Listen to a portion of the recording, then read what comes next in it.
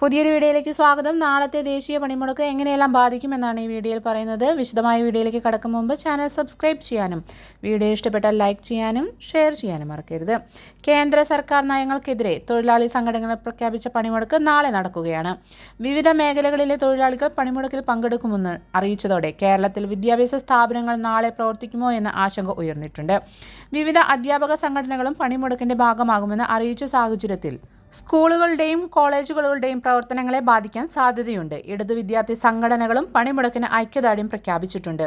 രാജ്യമെമ്പാടുമായി വിവിധ മേഖലകളിലെ 25 കോടി തൊഴിലാളികൾ നാളെ പണിമുടക്കും. സംയുക്ത തൊഴിലാളി പണിമുടക്ക് ഭാരത ബന്ദിന് സമാനമാകുമെന്നാണ് സമരക്കാർ പറയുന്നത്. കേരളത്തിലെ പ്രമുഖ ട്രേഡ് യൂണിയനുകളും ജീവനക്കാരുടെ ഫെഡറേഷനുകളും സമരത്തിൽ പങ്കെടുക്കുന്നുണ്ട്. ഗതാഗത മേഖലയെ ഉൾപ്പെടെ സമരം ബാധിച്ചേക്കും. കേരളത്തിൽ അധ്യാപകരും സമരത്തിന്റെ ഭാഗമാകുമെന്നാണ് സംയുക്ത ട്രേഡ് യൂണിയൻ അറിയിച്ചത്.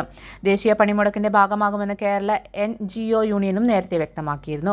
ഐക്യദാർഢ്യം പ്രഖ്യാപിച്ച് ജോയിന്റ് കൗൺസിൽ നേതൃത്വം നൽകുന്ന അധ്യാപക സർവീസ് സംഘടന സമരസമിതിയുടെ നേതൃത്വത്തിൽ പണിമുടക്ക് വിളംബരം നടത്തിയിരുന്നു. പണിമുടക്കിന്റെ ഭാഗമായി action council of state employees and ടീച്ചേഴ്സിന്റെ നേതൃത്വത്തിൽ സംസ്ഥാന ജീവനക്കാരും അധ്യാപകരും വിവിധ കേന്ദ്രങ്ങളിൽ മാർച്ച് നടത്തിയിരുന്നു.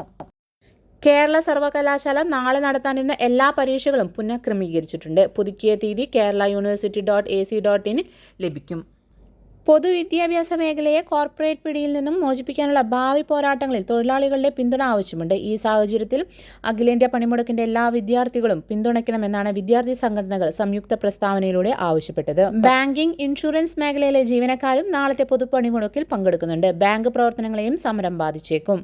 ബുധനാഴ്ച നടക്കുന്ന പണിമുടക്കിൽ സർക്കാർ ജീവനക്കാരുടെയും അധ്യാപകരുടെയും സംഘടനകൾ പങ്കെടുക്കുന്നുണ്ട്. അതേസമയം സർക്കാർ ജീവനക്കാർക്ക് ബുധനാഴ്ച ഡയസ് നോൺ പ്രഖ്യാപിക്കുകയും ചെയ്തു.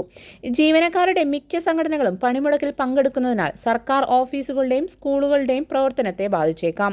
എന്നാൽ ദേശീയ പണിമുടക്ക് കണക്കിലെടുത്ത് വിദ്യാഭ്യാസ സ്ഥാപനങ്ങൾക്കൊന്നും ഔദ്യോഗികമായി അവധി പ്രഖ്യാപിച്ചിട്ടില്ല. പാൽ, പത്രം, ശുദ്ധജല വിതരണം, ആശുപത്രി തുടങ്ങിയ അവശ്യ സേവനങ്ങളെ ബുധനാഴ്ചത്തെ പണിമുടക്കിൽ നിന്നും ഒഴിവാക്കിയിട്ടുണ്ട്. അതേസമയം കേരളത്തിൽ KSRTC പതിവ് പോലെ സർവീസ് നടത്തുമെന്നും തൊഴിലാളികൾ പണിമുടക്കില്ലെന്നും ഗതാഗത മന്ത്രി KB ഗണേഷ് കുമാർ ചൊവ്വാഴ്ച മാധ്യമങ്ങളോട് പറഞ്ഞിരുന്നു. എന്നാൽ തൊഴിലാളി സംഘടനകൾ മന്ത്രിയെ തള്ളി രംഗത്തെത്തി. ബുധനാഴ്ചത്തെ പണിമുടക്കിൽ KSRTC സ്തംഭിക്കുമെന്നും തൊഴിലാളികൾ സമരത്തിൽ പങ്കെടുക്കില്ലെന്ന് പറയാൻ മന്ത്രിക്ക് അധികാരമില്ലെന്നും LDF കൺവീനർ രാമകൃഷ്ണനും പ്രതികരിച്ചു. എന്നാൽ ഇതിനു പിന്നാലെ KSRTC ഡയസ് നോൺ പ്രഖ്യാപിച്ചു.